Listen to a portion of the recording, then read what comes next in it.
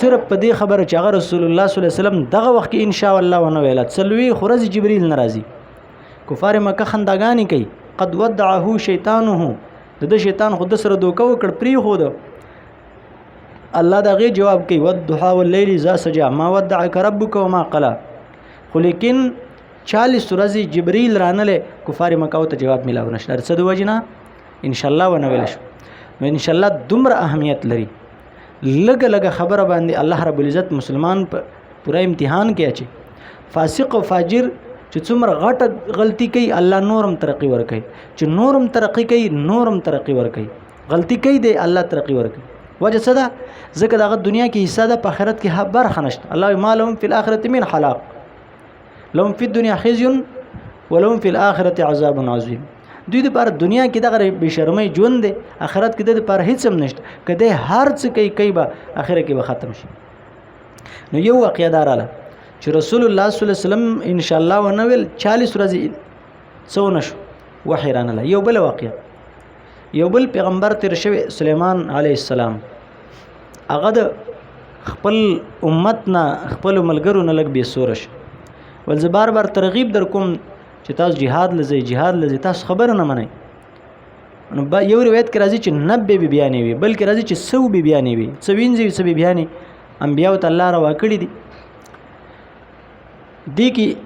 دا خبر وکړه چې زم د ټولو بی بیانو سره ملاويږم او کال او ټول به بچي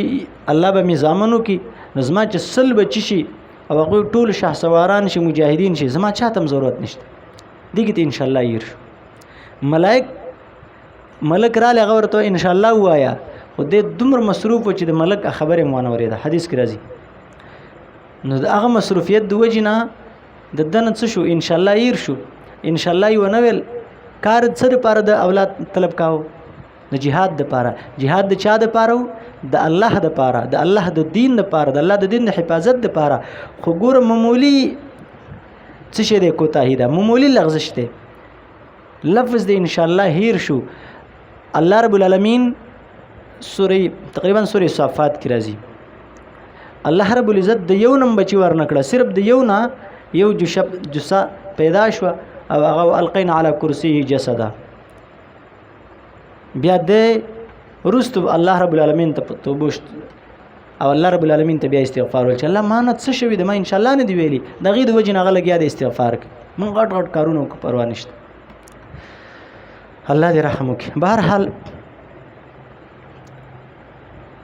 نو دا دې څوک نه وایي چې زه یو کار کوم ګور د دین د پاره کار کې خو ان شاء الله یو نه ویل الله رب العالمین بچي ورنکړ مونږ څه وایو الکه سبب درځما ان شاء الله نشته سبب ادا کار کوم الکه ته د الله رب العالمین په کارخانو کې ګرځي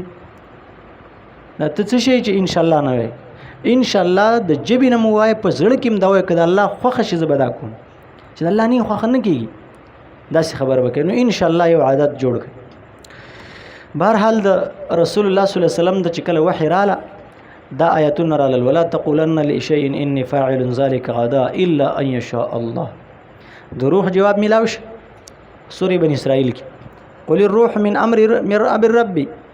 بس يسالونك عن الروح قل الروح من امر ربي اجمالي جواب ملاوش تان د روح باره کې تاسو کې یار دا زما د رب حکم دی مونږ په دې نه پویو دې ته اجمالي جواب وای الله یو امر د انسان کې چې کله اوچتای اوچت بشي دویم جواب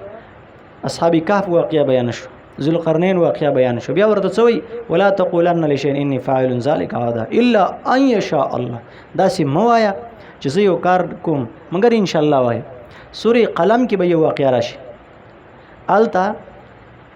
یو نیک سړی هغه غریبانو سره ډیر امداد کاوه باغونه ډیر میوي وي هغه وفات شه زمون ول زمون پلار ډیر لیونه دی الکه موږ باغونه سم فصل را رسیدلې او د شپې بزو وعدو علی حردکم وعدو سار وختي لاړ شي ګور یو کسره نشي